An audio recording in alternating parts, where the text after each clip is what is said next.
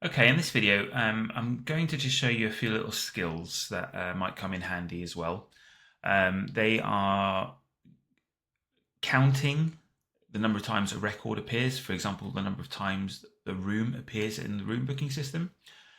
And I'm also going to do some count ifs, like I want to see how many times a particular room appears and uses a projector and what the total would be if a projector was being used. So the first thing to do, let's look at how many times a room is being used. I'm going to take these values here just for the moment, copy them just because I'm feeling a bit lazy, and I'm going to just paste them in. I'm going to paste in the values, so right click and paste in the values. So these are the rooms, and I'm just going to count how many times each room appears. Now this is really easy. I'm going to use a function called countif, and it asks for the range. Well, the range is here, and I'm going to press F4 again just to lock it in place. That's making it an absolute using absolute cell referencing. Press the comma button, and then I'm going to select the criteria, which is IT1. And I'm just going to close my bracket, and you can see that IT1 has been booked 3 times. We can just check 1, 2, and 3. Now, because I used the absolute cell referencing with the dollar signs in front of the letters and the numbers, when I drag down, the cell references will not change. So B2 to B11, and you can see that B2 to B11 is selected on that one. If I click on the next one, B2 to B11 has been selected. If I didn't have those cell referencing, absolute cell references in place, so I'm just going to press F4 a few times to get rid of it, and then I drag down again, you can see these values, they don't change, and that's just a fluke that they don't change. But when you look at the cell referencing for that one, that makes sense. So we're checking IT1 for this cell range.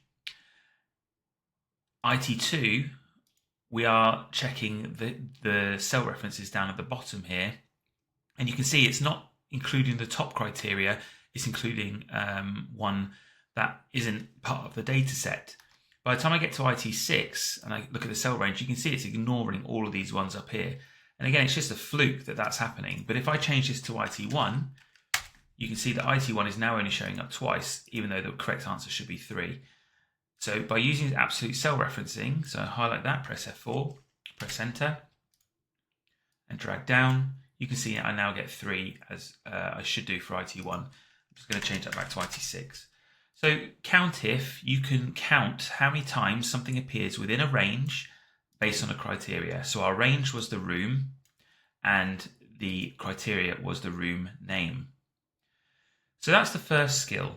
The next skill I want to see is how much money a particular room has made, but only if a projector has been borrowed. So total with projector. And I'm going to use a count, not count if, but count ifs. So this is slightly different. It's based on multiple criteria. So count ifs requires a criteria range. So I'm going to use this range here again. Press F4, and the criteria is going to be IT1 again. The next criteria is, let's use the value. Let's use the projector range. That makes more sense. So F4 again, and this time the criteria is Y. So now when I press enter, I can see that IT1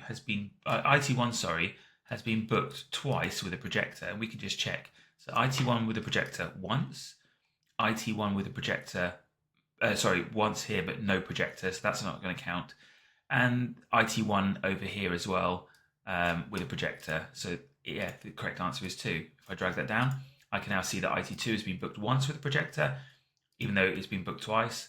IT4 has been booked once with a projector. IT5 has never been booked with a projector, and IT6 hasn't been booked with a projector. So count if is used for just checking one criteria, but I can use count ifs to check multiple criteria. So I hope that you found that skill helpful.